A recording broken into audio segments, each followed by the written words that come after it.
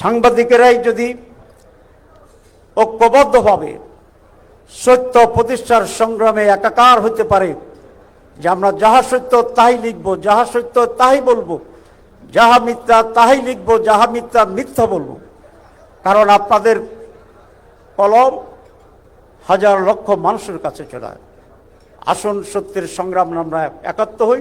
আমরা একটিবার এক্সপেরিমেন্টালি বাংলাদেশকে কাঙ্ক্ষিত বাংলাদেশে রূপান্তরিত করতে পারি কিনা সেই ব্যাপারে ঐক্যবদ্ধ হই, এবং সেক্ষেত্রে জামাত ইসলামী বাংলাদেশ এবং বাংলাদেশ আপনাদের সার্বিক সহযোগিতা কামনা করে।